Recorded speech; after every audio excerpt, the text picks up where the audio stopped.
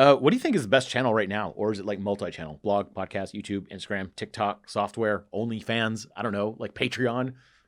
I think Patreon's stupid. The only 2 channels that matter to me are email and YouTube. Every other channel doesn't count.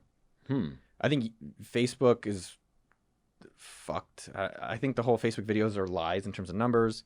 I think Twitter, the engagement is actually, it's marginal. So even if you get a large audience, you're going to get 0.0% engaging. I don't know how much you can actually take your TikTok audience and drive them to commerce or drive them to other sales. I think I think there's less opportunity in Instagram now. I think they've like reduced it because guess what? They want you to buy ads. I think YouTube is still one of the largest channels that's untapped for anyone out there in terms of trying to grow a new audience. Like if you look at my YouTube, every video, egotistically, I'm like, oh, everyone already knows me and I should just blah, blah, blah. 80% of my video traffic comes from YouTube.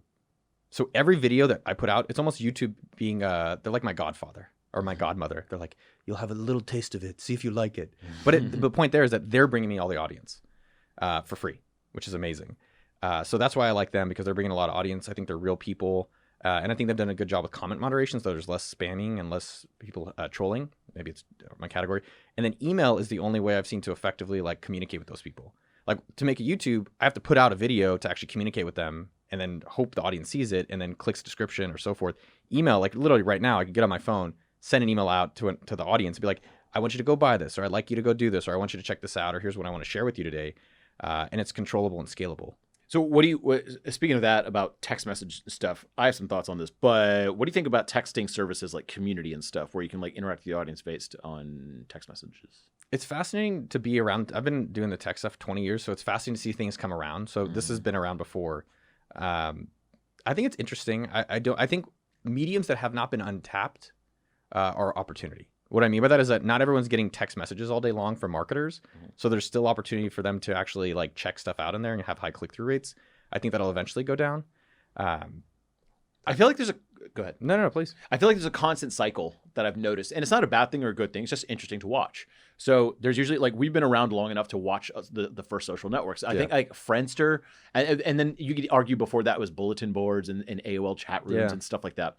So you see the rise of these certain things. And whenever a platform is brand new, they're not making money on it. They haven't monetized yet. It's just like a dude in his apartment with another guy who made some stupid app and it caught on, right? Yeah. So it's like Facebook. All of a sudden, it just catches on.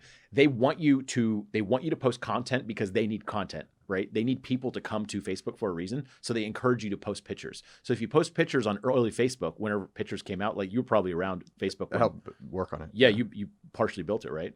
I was part of the photos. I wasn't the core person. Okay, well, they made photos available on Facebook, and it turns out that was very popular. So if you posted a photo, your engagement was like through the roof. So everyone's like, I'm going to post photos on Facebook, right? But now if you post a photo on Facebook, it's so normal, like they don't need that anymore, so they don't really promote it.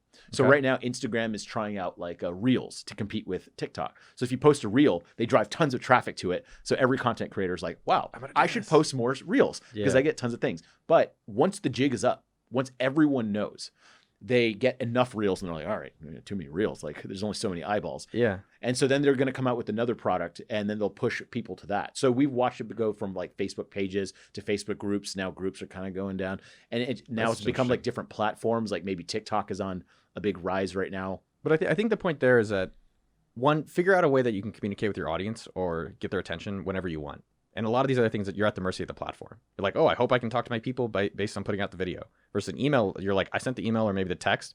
I can communicate with them. They respond. I get the reward or whatever I want. The other thing is like within all these platforms, it's really working, as you said, for your life. What is their optimization? What is their algorithm trying to reward? And then how do I play that game?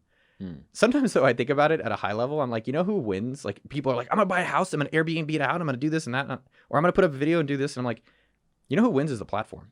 YouTube wins, Airbnb wins, TikTok wins. And so I think if people are trying to make the big ass money, you have to figure out how to be the platform and not necessarily just the individual contributor to that platform.